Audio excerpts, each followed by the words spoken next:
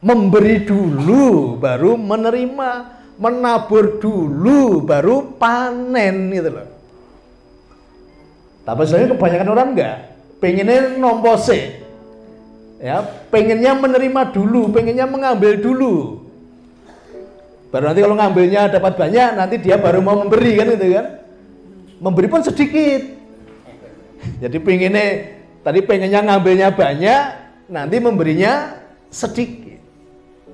Tapi ternyata semesta terbalik hukumnya. Hukumnya adalah memberi dulu, baru kita mengalami namanya kelimpahan. Lakukan aja, menabur, tanpa berharap.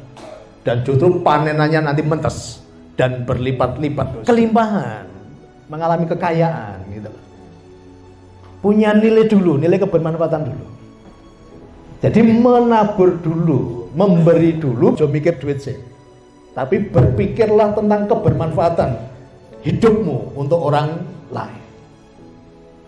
Jadi pikir dulu ya, kira-kira apa yang bisa aku lakukan untuk orang lain. Kira-kira aku bermanfaat apa untuk orang lain. Jadi jangan pelit berbagi ilmu ya. Jadi kita beri masukan ya. Nanti Bapak pun bisa ya ketika datang teman yang punya usaha sama rumah makan, oh kurang iki. Nah ketika kita sudah berbagi tadi, kebahagiaan terjadi dan kelimpahan Tuhan terus tambah-tambahkan. Jadi kalau kita sudah memberikan yang terbaik, melakukan yang terbaik, hukumnya pasti yang terbaik akan menjadi milik kita. Kekayaan dan kelimpahan pasti terjadi. Nah itu jadi memberi adalah kelimpahan, tetapi mengambil atau menerima ya itu energi kemiskinan. Jadi ingat-ingat ya, jangan suka gratisan dan jangan berharap bantuan. Ya, jangan mengejar bantuan, mencari bantuan, jangan.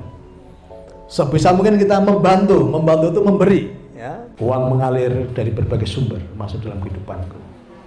Lalu tambah lagi dari berbagai sumber, dari berbagai penjuru, dari berbagai negara, dari berbagai dunia kan, nggak ada batasan gitu loh.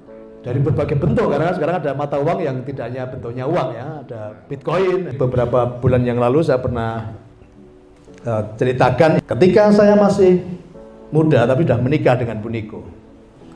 Ya, waktu itu ada sebuah kebutuhan dari komunitas yang saya pimpin ya, ya. Dan waktu itu kami nggak punya uang. Akhirnya apa yang saya lakukan? Ya, dan masih ingat saya, waktu cincin kawin saya sama kalungnya Bu Niko itu saya gadekan di Kartosuro. Ya, ada pegadaian Kartosuro itu. Tahun 1996 saya masih ingat. Ya, cincin kawin dan kalung ya. Kalau saya nggak pakai kalung, yang pakai kalung Bu Niko, tapi waktu itu ya, ini ada kebutuhan dari orang-orang yang kita pimpin. Terus kita nggak punya uang. Satu-satunya yang kita miliki dan ada nilainya cincin kawin dan kalung, Bapak sekalian. Ya akhirnya saya gadekan di Kartosuro, nanti saya kira saya nebus. Ya waktu udah hilang, waktu itu nggak bisa nebus ya. Tapi kami nggak pernah berharap, wah nanti saya lepas cincin dan kalung supaya nanti dapat ganti, enggak. Karena saya melihat tadi ya, kebutuhan banyak orang tadi, akhirnya kami gadekan cincin kawin dan kalung tadi. Dan waktu itu saya masih ingat, cincin kawinnya ada tulisannya waktu itu. Ya, yang saya pakai tulisannya Christine, yang dipakai Bu Niko tulisannya Niko. Wah keren kan? Ya, tapi tergadekan gitu, dan nggak bisa nebus. Tapi kami senang hati karena kami melihat kebermanfaatan yang didapatkan gitu loh. Oke, 95 Bapak sekalian, 96 itu ya. Saya melakukan itu karena bulan Desember ya, mendekati akhir tahun itu. Tetapi apa yang sekarang saya panen dari kejadian itu? Kalau tadi cuma cincin 2 dan kalung 1, lah sekarang ini mau pakai kalung 100 pun bisa ya, karena kita apa? Punya toko emas. Dan ternyata gak hanya toko emas, tambang emasnya pun kita punya. Ini tadi katakanlah saya mungkin waktu itu 4 gram ya, yang saya pakai 4 gram, Bu Niko 4 gram, kalungnya mungkin ya 4, katakanlah 12 gram lah ya. Sekarang panennya berapa? Berkilo-kilo. Tadi nabur cincin dan kalung 12 gram, dapatnya berkilo-kilo ya. Yang masih berproses, nikmati prosesnya dulu. Ya, semua pasti baik-baik saja. Ya, proses dilalui.